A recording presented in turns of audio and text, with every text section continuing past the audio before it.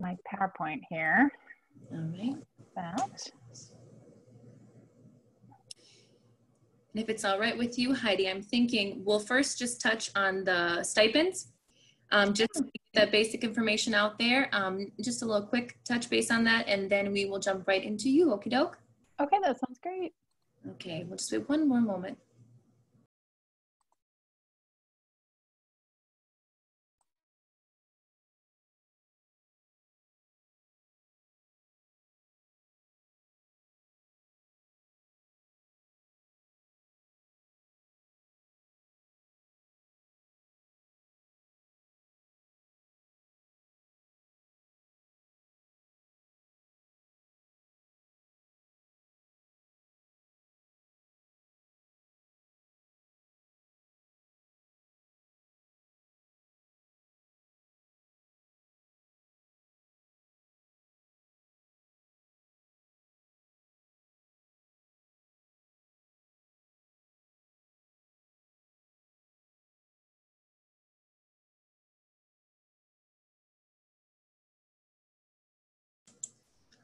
All right, good evening, everyone.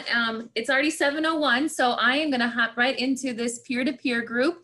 We welcome everyone. This is our Communities of Practice Childcare Home peer-to-peer meeting. As before, as those who attended our Zoom ones, we're trying to make them as comfortable as possible. We usually have a more informal back and forth question and comment time, so we don't want you to feel that that's not still there. Don't hesitate to put your questions or comments or even reactions into the chat. And if you feel more comfortable to ask the question, you can even raise your hand or you can ask in the chat to be unmuted. We have a special guest tonight. We have Heidi from Iowa Department of Public Health, our Healthy Childcare Iowa. We also have some partners and consultants with us. So hopefully if you have those questions, we'll have some answers for you right away. And if we do not have them right away, we will get back to you. So I will put in the chat at towards the end, the email address that you can send those questions to if we don't get to them tonight. Before we begin with Heidi's portion, because I know she has just a wealth of information to get us into, we just want to make sure that if you have not received that April or May basic stipend or rejuvenation stipend and you applied for it, I have an email address that you can contact and just check to see what's going on there. And it's still not too late to make sure and apply for the June. So if you haven't yet. So we really want to make sure you're utilizing those stipends and you are getting connected and getting that right information. So your child care consultant, your local consultant can always assist you with that. If you have any difficulty getting a hold of them, let us know and we'll get you connected. So the only thing I'll remind with Zoom, just as a housekeeping, is we all know that this is, a lot of you, this is your time to be at home. So if you do leave with your computer, just make sure that you turn off your video. I will make sure that you're unmuted, but just as a reminder, because I think we've all been on these meetings now, we just want to make sure that's covered. So welcome, Heidi. Thank you so much for being here, and I will turn it over to you. Great, thank you. Can you hear me okay? I'm going to go ahead, I'll start sharing my screen here. And I have a little presentation that I want to share with you tonight.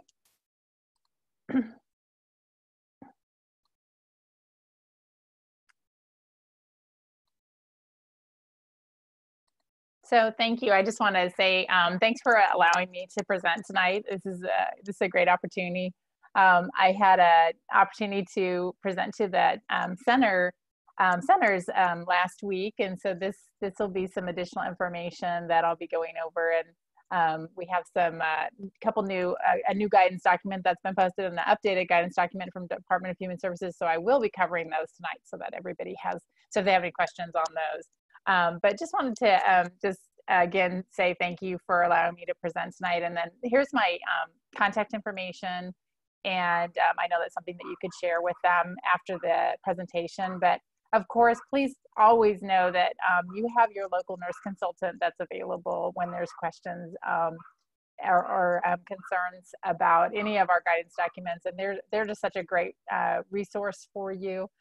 We help each other out. So if somebody's maybe not available, you can always call and talk with or email myself, or I know like Kim Gonzalez is part of your region, and she's also helps with our technical assistance team in a lead role. So we're here to help, because we know when these questions come up with COVID-19, you really need something like the day that you are calling or trying to find someone to answer your question. So usually I'm like about the third person sometimes that people will call, and they'll be like, oh, I'm so glad I got a hold of you. I left a message for her and her, for these people, but I just wanted to talk to somebody. So we're here to help, and know that, know that we're here for you. So I just want to first give just a little overview, kind of just a little overview, kind of update a little bit about just with kind of the COVID-19 information. So, and we're going to talk a little bit about positive cases. So I did want to just do a real quick overview of some additional symptoms that have been added to the list of COVID symptoms, which we kind of maybe have all heard this, but as you know, anyone can have mild to severe symptoms. So we've had asymptomatic cases, we've had very mild cases, we've had some with more severe cases, but it's really across the gamut. And as as the pandemic has changed and evolved over time, we're learning more and more as additional cases have happened in the state of Iowa, as well as information we've received from other states and from the Centers for Disease Control.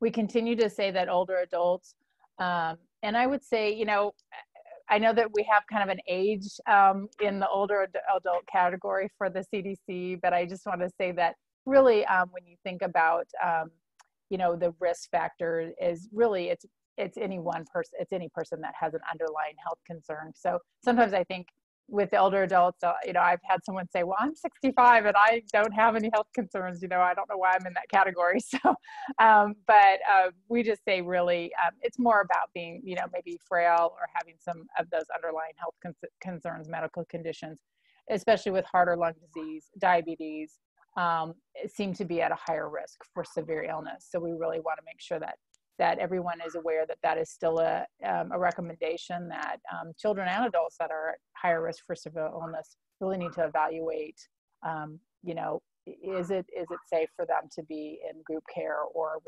in the child care setting.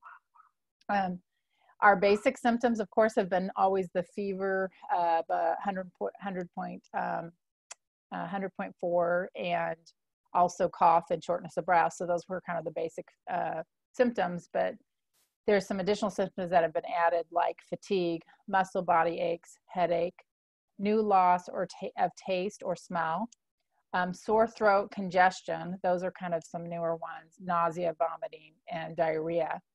So this is not an inclusive list, because we know that has been changing over time, but just was talking with several people today. I mean, how many people know of somebody right now that is having congestion, runny nose, or sore throat? And, doesn't necessarily mean that they have COVID, but we do want to make sure that people are aware that those additional symptoms were added, because we've had so many people with mild symptoms. And the overall is, we have testing available.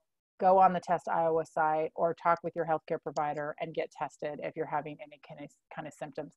Because for one thing, it's going to let you know if you actually have COVID and you need to be isolated, but it will also it could possibly allow maybe a child to be diagnosed with something and have a negative result, and then be able to come back to care sooner. And I'll talk about that in a little bit. So just wanted to kind of just say that right off the bat. So the new guidance document that came out, and I'm sure you've seen this was posted last week. It actually was on the website on the 23rd, but didn't get sent out. I think it was sent out the next day on the 24th. So both the DHS guidance document for childcare was updated on the 24th, and that is on the website. And then a new document was added that is called COVID-19 Case Reporting and Outbreak Responsibilities. And that's for both childcare centers and homes, so it's for both.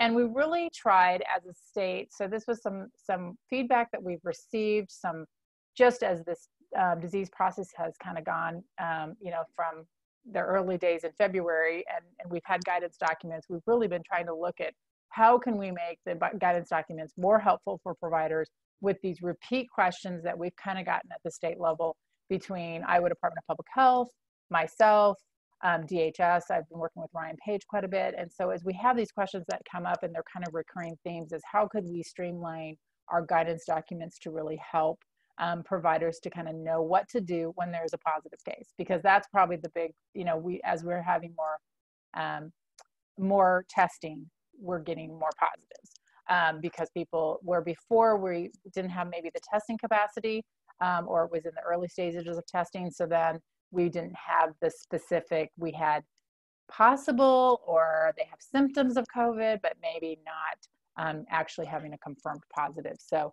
our guidance document has really gotten more focused on a positive confirmed case. So that is a viral, with viral testing, okay? So I know there's antibody testing also that's going on, but that's a different thing. We're really looking at somebody who actually has the viral positive case right now, which means that they would be a potential for transmitting the virus to others. So with case reporting and response, so all child care centers and homes are required to notify DHS when a staff or child has a positive viral COVID test. So you would need to reach out to your home consultant, your DHS home compliance staff, and you should be telling them that in the same business day. Now we know that someone might actually start having symptoms and it might take a day before they get tested and you don't actually get the results. And so we do know that there's kind of that in-between time, but we're really trying to focus on the positives because we do know that children maybe could possibly have another illness going on. And so we wanted to try to avoid going to okay, we just need to shut down right now because we're awaiting results. And that was, that's really challenging for programs. And then we would find out that the child or, the staff person didn't have a positive case. And so then here we've gone through all of this and really it was a negative case. So the guidance document that DHS and IDPH really focused on is we need to look at those positive cases and then what do you need to do when there's a positive case. So reporting first to the DHS home compliance staff. And then you'll need to identify, so this is really your kind of responsibility out of this, is to identify who the close contacts are. So so that, depending on which children are in care that day, and we know how that is, sometimes you have children that are, maybe they're only there Monday, Wednesday, Friday, or they're just there certain days of the week because of their parents' work schedule or whatever. So it might not be everybody that's been a close contact, but you're going to look at who was the close contact with that positive case. So if it's you, it's probably everybody, but if it's a child, maybe not. And then that close contact is defined as within 6 feet of that person who tested positive for more than 15 minutes. So 15 minutes, not like 5 minutes here, 5 minutes there. So say a parent tests positive, they drop their child off at the door. You maybe had a few, just a quick 30 seconds of interaction with that person, but hopefully when you're doing drop off, you have your mask on, so you've protected yourself. That's not what we're talking about. We're talking about a close contact where they're within that 6 feet space of you and you've been with them for 15 minutes. So you would want to identify that. So like I said, every program is different. It may be all the children in your care. It may be you. It may be if you have a provider. It may be that person. It may not. And you're really looking at, so if they're testing positive today, it's really when they were the last in your care, and it's going to be the 48 hours around when they had those symptoms that started. So like a child, comes to care, they wake up from a nap, they have a fever. So you're going to be looking at the children and yourself who had close contact with that child that day, and then 48 hours in front of that day, because that's when that transmission period would be potentially occurring. And with testing, testing turnaround time is a lot faster than it's been, but it could be a couple days. So you're going to have to really look back at your enrollment for those days and figure that out. So you'll want to identify those close contacts, and then close contacts then would be instructed to self-quarantine because they have been there's a confirmed positive case. So it's not just a potential, or it's not just, you know, like I got a phone call today. It's the grandmother of the child, and the child was with the grandmother, a week ago, and there, and the grandmother's now positive, but the child's not positive. The child's not having symptoms. So the provider asked me so does that mean I need to quarantine? I said, that could happen, but not at this time because that's too far away. So we're really just talking about the positive case and that close contact. Okay. And so then those persons would need to quarantine for 14 days from the last exposure to the confirmed case. So you'll need to kind of go back to what that date was, and really encourage them to get testing through the Test Iowa. And then the reality is that, if they're not having symptoms and they're just an exposure, having a test that day or any day, around that for a negative test may not really tell you much of anything. They're going to continue to need to be quarantined for that 14-day because the virus they might not be showing symptoms yet and actually won't test positive yet. However, it is still good, I think, to recommend that if they have concerns to get tested, because if they're positive, they actually might be able to come back to care center, which is kind of the ironic thing. But that means that they already are working through the disease of the illness. And so they're farther along in that 14-day period. So that's just a little bit about kind of what you do for those, if you get a positive test. So if there's 1 to 2 positive tests, and when we say positive tests, when we start looking at outbreaks, 1 to 2 that live in separate households. So if you have siblings and they both test positive, we would, possibly they could have spread some in the childcare environment, but chances are they maybe got exposed some other way, and so their household maybe got exposed, and so that's why the 2 that have tested positive. So it's really if there's starting to see a cluster of cases, and we say 1 to 2 children or staff that live in separate households, then you're going to need to make sure that you contact your DHS compliance staff, and then they're going to actually coordinate with your child care nurse consultant. So that first positive, and of course, please contact them, even if they haven't gotten their confirmed test yet, because if you have questions, we're here to help. But we really are, the requirement for reporting is definitely when you have that positive, and that you would report to DHS. DHS is going to work with the child care nurse consultant, and then the nurse consultant in DHS will give you some guidance around the cleaning and disinfecting for your home and for your program, the exclusion criteria, and then some additional screening. So they're gonna run through what have you been doing for your screenings. And then we're going to ask you to bump up screenings to twice a day once you have kids back in care. And then going on to the back page of that document. So if there's 3 or more confirmed positive COVID-19 in staff or children from different households. So, there again, we're looking at that live in separate households, and we're looking at a 14-day period. That's what we would consider an outbreak.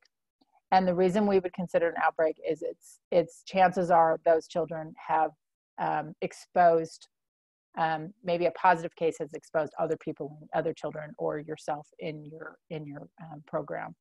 And so that's where we really look at that outbreak. Definitely you're going to reach out to DHS again. They're actually going to reach out to me because I'm tracking, that's part of the Iowa Department of Public Health. We're going to start tracking those 3 or more confirmed cases in those outbreak situations. Of course, I'm going to work with the local nurse consultant in the area. So we're going to have that kind of as a tag team, because we're going to want to connect you with your local nurse consultant. And then also we'll be connecting with local public health, because we need to make sure that we, to make sure that we're giving you the best guidance for your program. And then having some collaboration around that guidance. Now, in this document, if you kind of have realized that language that we had in the past of, do you close? And in the past, it was really, there were situations where maybe you would be told to close. And that's not saying that wouldn't happen in this case also. You may be required to close by either Iowa Department of Public Health or asked to close by DHS. But And you might have to close for 14 days because you've had everybody exposed and you're all under quarantine for, for the 14 days. So you're going to need to close your program. But we're really trying to individualize this guidance because every program is so unique and we know that. And so it didn't seem, if we had, I'll just give an example. We have an outbreak in an infant room and there's 3 cases that are unrelated households and in a center, but then the whole center would end up getting closed. And then it was like, well, that's really hard for the program. And it's really challenging for all of the parents where really, was there an exposure to the whole program or was it just isolated in that room? And so that's why we're really trying to not have language in here that says you will, be asked to close in these circumstances, because we know that each case is so individual. And that's why working with your local DHS compliance staff and also your local nurse consultant and me is really walking through, okay, who was the actual exposures? And was that everyone in the program, or was that just isolated to, maybe to, especially like with a weekend, maybe it was just one, couple children of one family that were present the day the child was ill, and it was maybe your associate or your co-provider, and you weren't there, so then you weren't having that direct close contact with that child. So yes, they were in your environment, and yes, we're going to want to make sure we clean and disinfect, but it wasn't that airborne. And that's what they're really looking at, is that respiratory droplet of that airborne transmission with close contacts. So that's kind of the overview of that document. I don't see any, and I'm not sure if I can even see on my screen here. If any chats come up, I think I have a small chat box, but I don't see a chat box yet. Not yet, Heidi, but guys, okay. This is the time too. If you have any questions or comments, don't hesitate. Yeah, or if you're thinking of something, go ahead and write it. I'll just probably just keep going on if that's okay. So I did want to just talk a little bit about the Centers for Disease Control information, and we've covered this, I know, but I just want to just kind of throw this out here too, so that I would say what we're seeing with some of these situations is really encouraging the continuation of health checks and temperature monitoring to try to limit that potential exposure from occurring from the get-go. So really, and we know some children and some parents and some people are asymptomatic. But really following that CDC guidance about the health checks and temperature monitoring, how you're doing your temperature monitoring, read through the CDC guidance document for childcare programs that remain open. Best practice with temperature monitoring and health checks is that you use a barrier method. Now, I know that's really challenging to have in the home setting, to have kind of that stopgap kind of how do you monitor that child without them coming into your environment or the parent coming into the environment. But, work with your local nurse consultant to see if they have some suggestions that they can offer. I mean, I've seen everything from plastic shield to I know somebody, put up just actually a clear plastic shower curtain, and they're wearing a mask, they have gloves on, they're actually reaching around that and doing the temperature monitoring that way using they do have the program I was talking with was telling me that they have, a no-touch thermometer, which is great if you have that, but they were really doing so they just were not going to interact with that possible person that could possibly be positive or have some symptoms. So, look at that and then reach out to your nurse consultant to see, is there some way that I could do this differently to maybe protect myself, from getting a possible exposure. And then, we always say children that are ill, staff that are ill, co-providers that are ill, or if they're having a pending COVID test, just make sure that they are not in care. We just don't want them in care during that time period. And then that social distancing, which, this works in centers, social distancing is not really, I think it's very difficult to do in the home environment for home providers. So, I do know some programs where they actually have are able to do that because they have co-providers, and they actually have kind of 2 spaces. They actually have 2 rooms, so they're actually social distancing their 2 rooms so that they don't. So if they have maybe some cases in one room, it's not going to affect the kids in the other room. But that's challenging. And then it's also challenging with mixed age groups. So, you know, is there any way that you could, you know, keep families maybe together, and that's just challenging, I think, in the home setting. So you know, that might not work, but I just want to throw that out there, that that's some really good guidance on that CDC guidance. Definitely, you know, if you're running short of supplies, or you're needing supplies, or you don't have gloves, or you know, I actually saw a no-touch thermometer the other day when I was at the store. I was shocked, almost bought it. I was like, wow, there's actually one on the shelf. But I do know that they are more available than they were. So if you don't have a no-touch thermometer, I would say invest in one. I don't think this is going to go away for any length of, you know, we're not in the short term right now. I think we're going to be continuing with temperature monitoring and screening. And, you know, maybe we'll do this forever, to be honest with you. I had somebody tell me, I think like illnesses are down just in childcare in general. And I'm like, I wonder why that is. And they're like, because we're screening at the door and everybody's washing their hands. You know, it's like, we're just not, you know, kind of having some of those illnesses that normally maybe we would let come in the door, or wouldn't know that they were ill, maybe coming in the door. So that's just, you know, just a side note. And then also the CDC, and this is actually, there's a link in here in that outbreak responsibilities, and it's also linked, I think, in the updated version of it, because I made sure that link was in the CDC or in the DHS document for childcare programs, is to make sure you have looked at that cleaning and disinfecting your facility. And there's kind of a section that's if someone was sick and what do you need to do.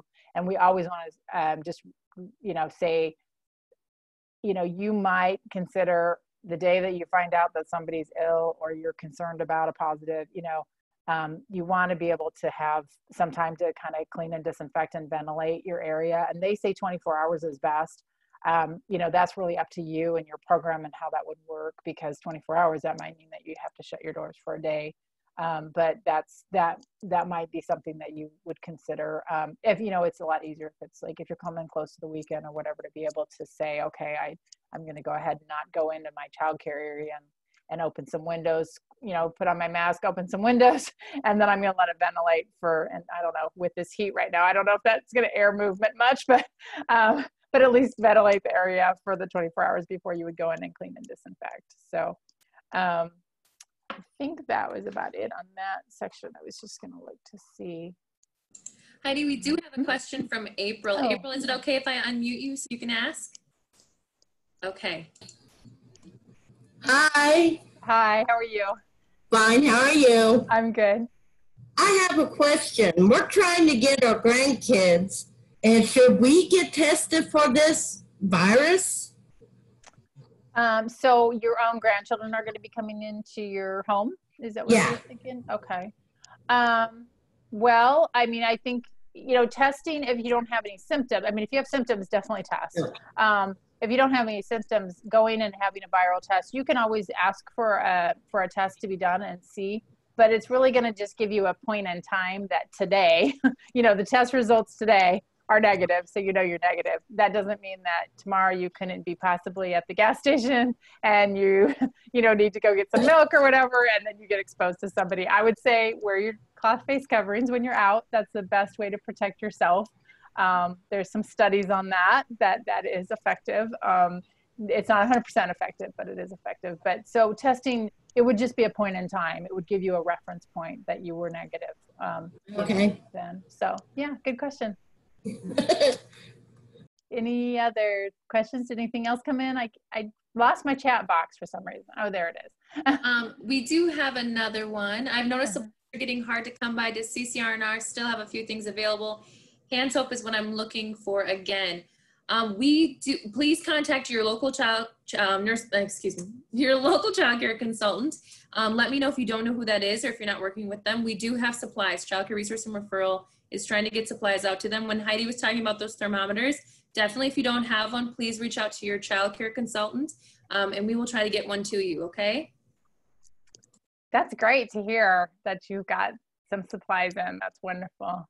Actually, another region was, I know, looking for supplies. It was probably a month ago, and I had reached out to all of it. I just want to say CCR&R is great. They all work together. It's been really, really great to work with them. And it was another area of the state, but I said, is there any other regions that maybe could, at least in the short term, help somebody out? And Mary Jansen, emailed me back. I think we can do something, so it takes a village. We all have to work together to make this all work, because these are trying times for sure. So yes, and just a note too, is since you said that, Heidi, just so you guys know, we don't have a ton of supplies, but when it comes to thermometers and stuff, but like she said, we will try in our Northeast region to try to get those supplies to wherever you are if you are working with us. So yeah, that's great. Thank you. I just want to real quick talk a little bit about children with special health needs. So this has come up a lot because, for one thing, children with special health needs are in the high risk category. So then the first thing I would say is, have that conversation with the parent. Is group childcare the best place for your child right now? Especially if the child is having a lot of challenges because of allergies and asthma. We're seeing that right now. They're at higher risk. And we just want to make sure that parents are aware that, and I think parents know this, that they're at higher risk, but, just to make sure that you've had that conversation with the parent. With the asthma action plans, I think it's really important to evaluate the asthma action plan. If a child has asthma and they have one of those, is to make sure you're reviewing that. And then if they have a nebulizer ordered to be done at childcare during this time, the Centers for Disease Control, there are some limited studies, but they do feel that nebulizers are risky, risk for the person giving the nebulizer if a child had COVID-19. And so they're recommending that doctors, physicians, or specialists that work with the children that have their asthma action plan, that they would go and move to an inhaler with a mask and a spacer chamber. And I was gonna pull one out and actually show one, but it's the mask, and then there's a spacer, and then it attaches onto an inhaler. And so if you have any children that are receiving nebulizer treatments, that I would recommend that you ask that parent if they can do that as soon as possible to get that action plan switched over to an inhaler with a mask and spacer. So just a little bit about that. Like I said, very limited studies. It's just that the CDC came out with that information, and we want to follow that. The other thing is that, we have a lot of allergies, food allergies or seasonal allergies or bee sting allergies, anything where you have that anaphylaxis action plan. Make sure that you're reviewing that also, and make sure that you have what you need. Sometimes there are a co-disease process where maybe a child has both an asthma action plan but also has allergies, and so you want to make sure that you're making sure those are up to date, and talk with your parents about that. In general, this is the question that I get a lot is, so a child with asthma, they cough all the time, that's a symptom of COVID. Or a child with an allergy, they have a runny nose all the time this time of year, and so that's why those action plans are so important, because if that's the normal for that child, it's normal for them to have a runny nose because they have allergies, and when they go outside, they start sneezing and they have a runny nose, and that's the norm. And we have that information included on that action plan, or the parent has included that in their health information to you. Then that's a different scenario, so then we know that's the normal. That's not like a new thing the child is having. And so then you can kind of help differentiate if that's just their normal health concern, or is it COVID? Is it a symptom of COVID? So especially with those asthma, because cough is one of those things where a lot of kids with asthma especially when it's high humidity, they'll cough when they're outside. So, so just so you know that, we do have kind of a little symptoms chart that is available for download for free, or reach out to your nurse consultant and she can send you an email with this, or possibly even print it out for you in color. But this is a great little kind of symptoms chart that maybe would be helpful. And it goes through the different symptoms of COVID, as well as colds, flu, and then seasonal allergies, and then kind of how to just differentiate some of those different symptoms. So I think that was kind of a helpful chart that was put out. And I could probably, I don't know if it would help. Would it help for me to put that in the chat box, or just I can send that out to you? Maybe, that would be or great. You could send that out? Yeah. If you could do both, that would be great. Yeah. Okay, I can do that. Thank you. And then the last thing I just wanted to address is just some common questions that keep coming up. So I thought I'd do that real quick, and I think we're doing okay on time, so I can cope through this. So the big question right now is travel. Everybody's wanting to know about travel. I don't know if you've heard, but there are several states that are putting travel bans in order. So if you, we had, you know, we haven't really had that travel ban in the United States anymore. And then if you go on the CDC website now, you'll see that there are some states. Iowa does not have a travel ban in order, so just so you know that. But there are other states that do. That could change, as we know. Every day I will say something, and then the next day it changes. So be aware. We're coming up to the 4th of July weekend, and I know there's families traveling, so there's a potential that could change. But right now, I did just check before I was on here to make sure that nothing got posted before at least I said it today. We do not have a travel restriction in Iowa for the United States. We do continue to have a travel restriction for international travel. International travel, cruise ships, and riverboat cruises, and that is a 14-day quarantine when you return. So that is still in effect for, you know, if a family's going on vacation. But like I said, things change every day, so that could change.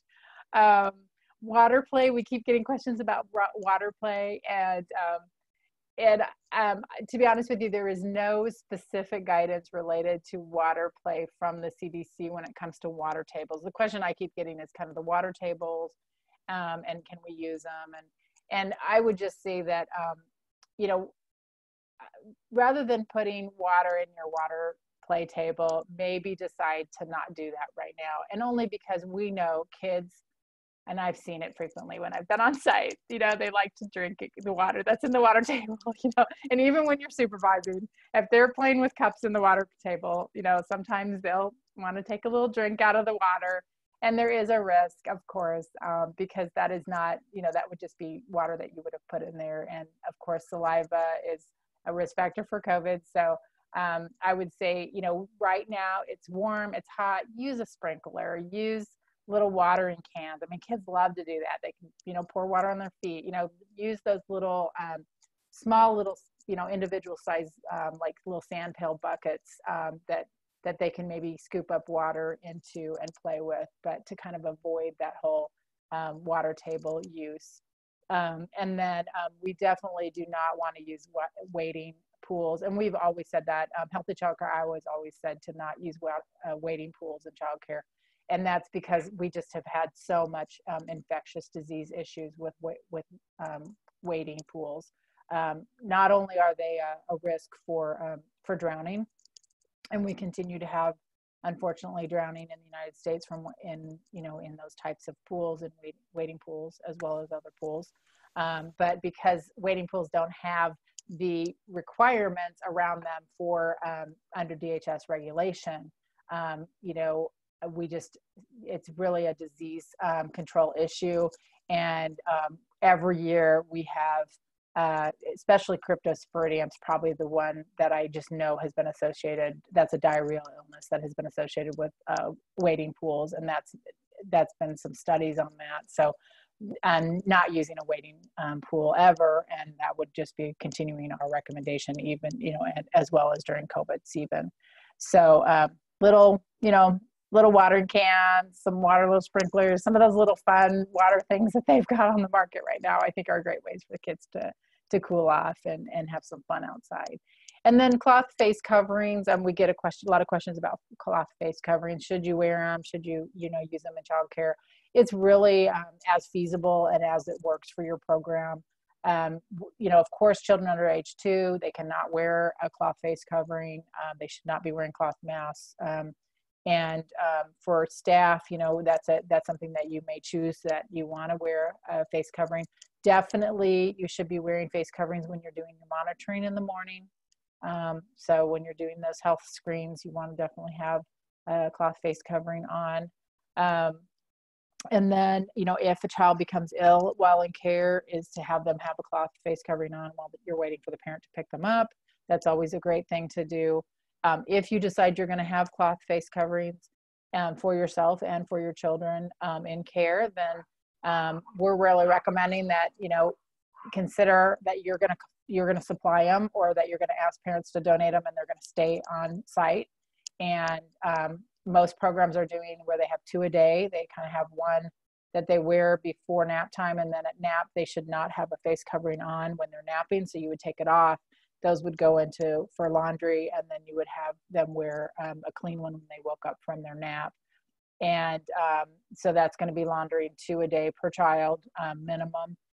Using a permanent marker to put their names in them, because there's different sizes with the face covering, so you want to find the size that fits best for the child, and then to make sure that that you're not reusing. For laundering, washing them in the washing machine and or in the washer, and drying them in the dryer is fine.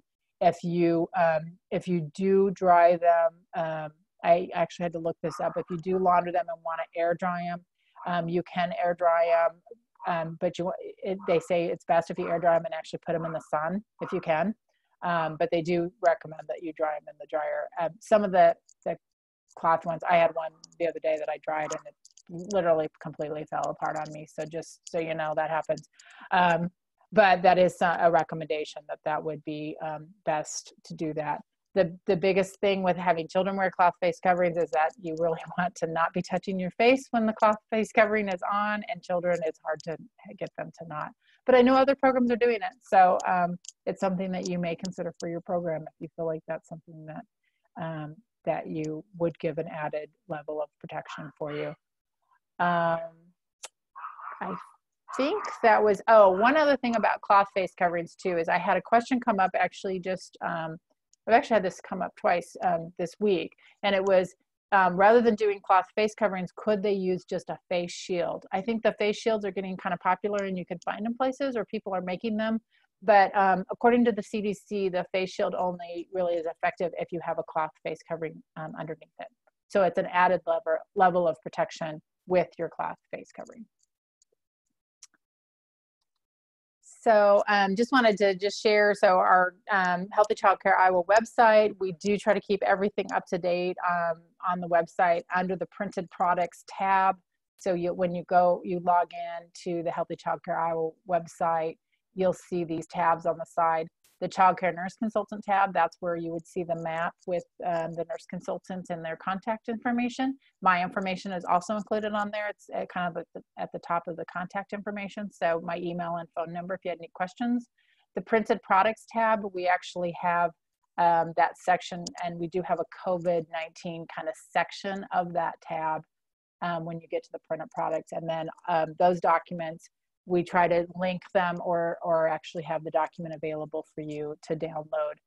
But you can always, you know, like I said, reach out to your nurse consultant for questions, and they can kind of direct you to those guidance documents.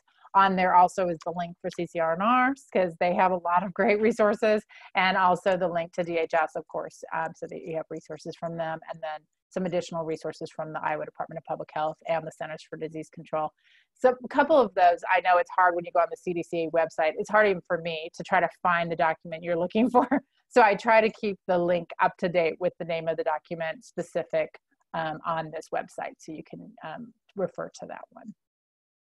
And just here's our map. So we do have, I think in your region, I know we have Kim Gonzalez and Darla Butekhofer and Monica Verhels, and we then in the Buchanan. Do you guys go to Broomer, Blackhawk, into that area, don't you? So Diane and Peterson and Maureen. Okay, I can't remember Maureen's last name. Okay, I lost it for a minute. Anyway, we're all here to help. So you can go on the website and click on the map and then find your consultants. So I think, any questions? I didn't see anything else pop up. Oh, maybe a couple. So I'll go ahead. I'm going to stop sharing my screen here. Okay, we had Terry, thank you for sharing. She shared the chart for the so if you could send that as well, we can also put that out. Okay, great. And then also we had someone share with the infrared thermometers, and I think, yes, Terry, this is being recorded and it's going to be shared out. So if you guys have additional questions after this, if something spikes up, you know, like just like Heidi said, things are changing constantly. If it's tomorrow and you have it, please don't hesitate. I'm going to put in the chat the email to send your question to, but since she's still here, we have a few more minutes. Don't hesitate to ask anything. If you have something else you want to ask as well that's not related to COVID-19, that is okay too. Yeah, that's good. I love questions that aren't COVID-19. We all love questions that are not COVID-19. So we'll give some. I could just share, just real quick. I don't know if Yeah. anything's out. What did she just say? I just saw that I pop up there. Oh, Becky was just letting everyone know for Diane Hoffman for Blackhawk, Bremer, and Buchanan. Yep. Yes. Sorry. So go right ahead, Heidi. If you have more than. I just, I've had some questions. I know some of our nurse consultants are getting back out in the field, doing visits for on-site assessments and for QRS and for medication administration. We do have some virtual trainings that also the nurse consultants are offering. So if there's something that you're needing, it's really, this is a process of agencies starting to get back out in the field. So your local nurse consultant may not be quite out. I'm not even out of the field yet, able to do visits until after they're reevaluating after in July. So it's coming, but for just so you know that reach out to your nurse consultant, because we can do virtual visits. We can do some virtual trainings that we have available that I know that some of the nurses are posting. So that's just some opportunity for additional resources from the nurse consultants. Thank you, Heidi. Joy said it's Maureen Stockdale. Okay. This is why it's wonderful when you have your consultants on the line, because they can answer that quickly. So thank you guys for answering. Yes, Maureen Stockdale. I'm so sorry. No, it's been a long day. I bet. Karen said, how true is that if someone has a cold and gets tested, that it could come up positive? That's actually, we've had that. It's interesting. I know of like 3 cases right now where like a child was seen by their doctor and the child had a ear infection, diagnosed with the ear infection, and then also was a COVID positive. So they wouldn't have really, they kind of did it more of a, we should just test them just to make sure kind of thing. And then the child actually was COVID positive. So, so that's happening with those mild symptoms. I do want to just, one thing I think I missed, I didn't share some of the guidance around like if it's positive. So with a child or a staff that's positive, so we always say the 14-day quarantine, that's if you're exposed. But if you have an actual positive case, then the general guidelines are, and this is general because every situation is different and you might have a very severe illness, but in general, that they call it the 10-3 rule. And the 10-3 is that you've been fever-free for 3 days or 72 hours without the use of medication. And the symptoms need to have had, the symptoms have improved. And so you're not having any of those other symptoms of the cold or the coughing or whatever. And then 10 days has passed since you first started having your symptoms. So, so that the child actually could return to care then possibly 10 days, from when they were first seen by the doctor or exposed, or first diagnosed or with a positive or had their symptoms and were seen by the doctor. So, and then the other thing that's kind of a good thing, since we do have more testing, is that right now the testing is pretty available, I think pretty much in the statewide. And so if a child has a symptom, like I was just saying, the example of, a cold or like ear infection, and they want to return sooner. So just because it's an ear infection, if they have a fever and they have other symptoms, they really fall under it. It could be COVID. And so they need to be out for those 10 days for that, 72 hours, that 10-3 rule. So that 72 hours are fever free, the no other symptoms in the 10 days. But if they test negative, they actually, so if they have symptoms, they test negative, they haven't been exposed to anybody that's positive, like they don't have a household contact that's positive, they could actually return 24 hours after their fever has resolved. So we're trying to lessen those situations for those kids that we know they had, you know, maybe the strep throat, and we have a diagnosis of that, and they have those other symptoms, and they don't have to stay out for a full 10 days, because that's really hard for parents. And so if they get tested and they're negative and they haven't had an exposure or with a positive individual, they could return sooner. If they test negative, but they have a household contact, or they were part of that exclusion because they had a positive case exposure, they're going to have to be out for 14 days. So it's just, and that's where it gets kind of confusing. So if you have any questions on that, I mean, it's confusing for us, you know, I can't remember Maureen's last name. It's just, you know, it's challenging. So just make sure that you are reaching out to your, you know, with those positive cases. That's why it's so important to connect with your nurse consultant or with me, because then we can kind of go through that scenario and figure that out for that individual. So I see maybe one more chat with something else pop up. Really good. I don't see anything at this moment. Okay. We're nearing time. So like I said, if there's anything that you wanted to ask, we do have consultants, nurse consultants, and childcare consultants with us as well. So if there's anything you wanted to just share or comment on, this is your time. This is your peer-to-peer group. Or if you want to ask another provider that joined us, maybe what they're doing right now, now is the time as well. So don't hesitate to network. I'll give you guys just a minute. Yeah. That's the thing too. You know, I love to hear kind of what people are doing out in the field. It's so helpful for me at Healthy Childcare Iowa when I'm working with DHS too. I mean, Ryan and I were on a call today with a provider, and it's just so helpful to hear the stories of what's really going on in the field, because that helps us to update guidance documents, to be honest with you, because then we bring that information to the head of Department of Human Services, Dr. Garcia, and then also to Dr. Padati and to Dr. Garvey at IDPH, and say, okay, these are the kinds of scenarios that are happening in childcare, and how can we provide guidance to really help providers walk through these situations. And so that's great to hear from the field. And so if anyone who is joining us would like to share or anything success or some barriers or frustrations, don't hesitate. You can unmute yourself, or I can unmute you if you need me to.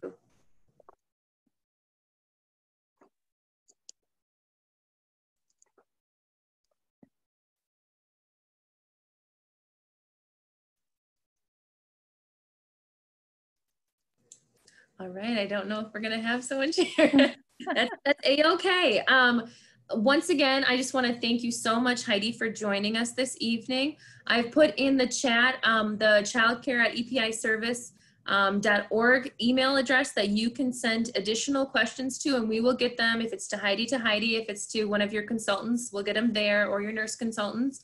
My name is Esther. I don't know if I said at the beginning. So if you have any follow-up after this, please do not hesitate to contact us here in the Waterloo office.